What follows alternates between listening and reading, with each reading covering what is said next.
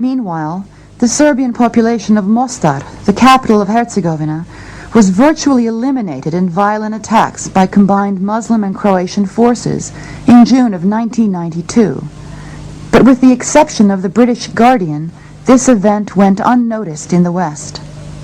Mostar presented an enormous problem because it was even more dangerous than Sarajevo. In fact, there are many in the United Nations and those observers within Bosnia who say that the situation in Mostar was far worse than Sarajevo, if that's possible. It almost seems hard to imagine. Some of the worst atrocities were undertaken by Muslim paramilitary units in eastern Bosnia against Serbian villages such as Kamenica and Milici. Bloody Serbian reprisals in Srebrenica made international headlines in 1995, but for the first 3 years of the war, Srebrenica was the stronghold of Muslim warlord Nasser Oric, who drove out the Serbian population and carried out scores of massacres against surrounding villages, including the killing of 500 Serbian civilians on Orthodox Christmas Eve in 1993. That by acquiescing in the Croatian government's seizure of Sector West, the U.S. had, quote, in effect given the green light to the Bosnian Serbs to attack Srebrenica and Zepa. When Muslim paramilitary leader Nasser Oric launched an attack from Srebrenica against the Serbian village of Višnica, this time the surrounding Serbian forces counterattacked Srebrenica, entering the city. It is well known to anybody who has followed this that Oric was launching repeated attacks out of a supposedly demilitarized zone against the surrounding Serbian areas around the Srebrenica enclave, to the point where, after repeated warnings, the Serbs simply could not allow him to continue to do that and decided to take the town. Oric and several thousand of his soldiers fled across Serbian-held territory to the town of Tuzla several days before Serb forces entered Srebrenica and Zepa. Muslim women and children in Srebrenica were placed on buses by Serbian forces and sent to safety in Tuzla. But between 1,000 and 2,000 Muslim men were captured by the Serbs, who blamed them for participating in a string of massacres led by Nasser Oric. A Croatian soldier, who claims to have fought with the Bosnian Serbs, testified at The Hague that he took part in the execution of 1,200 Muslims, although the number of bodies recovered from the site was 200. UN Ambassador Madeleine Albright, however, used greatly inflated numbers to describe Serbian reprisals at Srebrenica. According to the International Committee of the Red Cross, thousands of Muslim men, allegedly missing, were found serving in Muslim army units near Tuzla. Washington Post reporter John Pomfret reported that 4,000 armed Muslim soldiers had escaped to a town near Tuzla. Yet these same soldiers were still being included in official reports years later as missing Muslims from Srebrenica. Secretary Albright in particular was very insistent on using such numbers like 8,000, 10,000 Muslim men and boys who were executed in Srebrenica by the Serbs. There's simply nothing to document those numbers.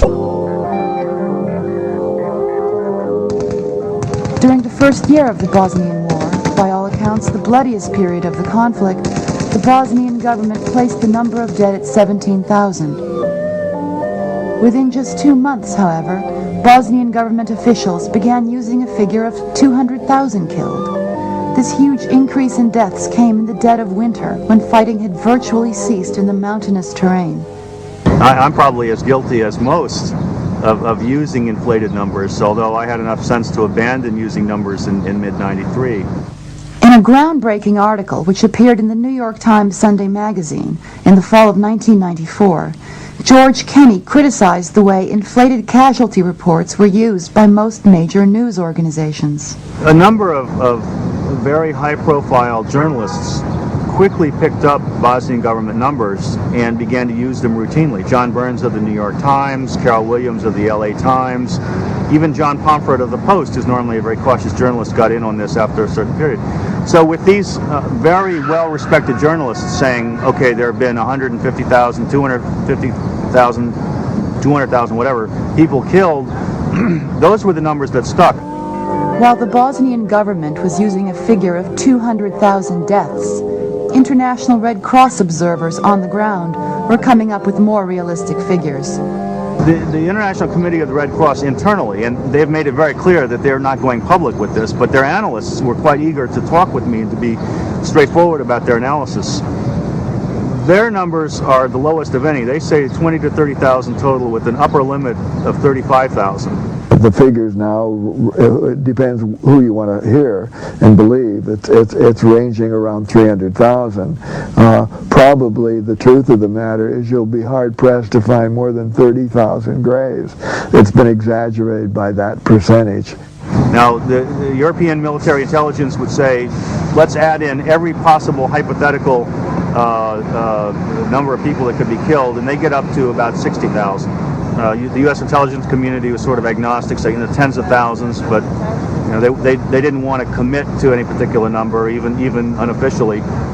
As the U.S. government began to more actively assist Muslim and Croat forces, British intelligence accused the American CIA of doctoring intelligence reports to justify American intervention.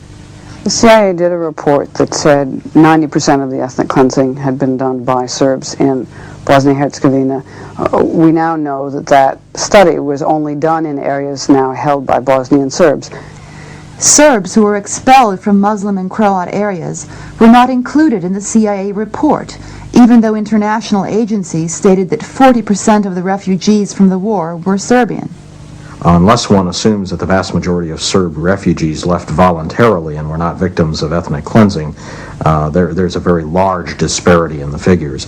The study itself does not represent what actually happened throughout Bosnia-Herzegovina because it was not done in the other areas. But to acknowledge that ethnic cleansing has taken place on all sides in the struggle would muddy the waters. It would cast doubt on the status, for example, of the Bosnian Muslims as pure victims and the Serbs as pure aggressors. The Bosnian government also used highly inflated numbers for incidents of rape. We are talking about rape camps in which 14 to 30,000 women were raped and are being raped as we speak now. Newsweek reporter Alexandra Stiegelmeier used the same numbers, but acknowledged she had no evidence to back up claims that 30 to 50,000 women had been raped in Bosnia. Do you believe the numbers are credible?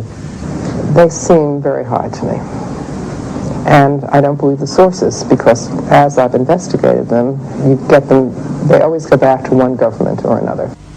A European Community Commission, which estimated that 20,000 women had been raped, dropped this claim from its final reports. After an exhaustive investigation, the UN concluded that 2,400 rapes had been committed by all three sides in the Bosnian conflict. The Muslims have been represented as the victims and the Serbs as the aggressors. It should be remembered, however, the first blood shed in the struggle was Serb blood. 2 Muslim gunmen and 1 Croat stalked a Serb Orthodox wedding party in the heart of old Sarajevo. The father of the groom was killed. The Orthodox priest was wounded. The killing of Nikola Gardovic on March 1st was a prelude to the war in Sarajevo. Despite promises from the government, the killers, who were well known, were not arrested. The following day, roadblocks were set up by both Muslims and Serbs. Unable to protect their civilian population, Serbs began to insist that predominantly Serbian areas of the city be controlled by their own police, or that Sarajevo become a UN protectorate. Muslims insisted on the Izetbegovic government's right to control not only Sarajevo, but all of Bosnia. To get the West to intervene, they needed to persuade Western public opinion that the Serbs were aggressors.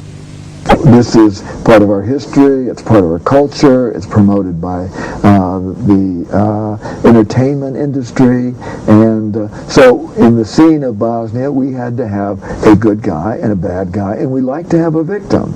So it was very easy there to say, wait a minute, the Muslims are the victims, the Serbs are the bad guys, and the Croatians are kind of the good guys because they're like us and so on. There was a sense that some of their reporting was censored to a certain line which was anti-Serb, as opposed to actually trying to create balance of what the Bosnians were doing at the same time. The press would have us believe that the Serbs have seized 2/3 of Bosnia. The fact is the Serbs have lived in that territory for 1,500 years. Another fact is they are farmers and they are spread all over the landscape, so they have always been on 2/3 of the landscape. The statement that has become an absolute cliche that the Serbs have taken over 70% of Bosnia. Again, the underlying assumption is that there were no Serbs in Bosnia before the conflict started, when in reality, much of the land of Bosnia was Serb land before the fighting ever began.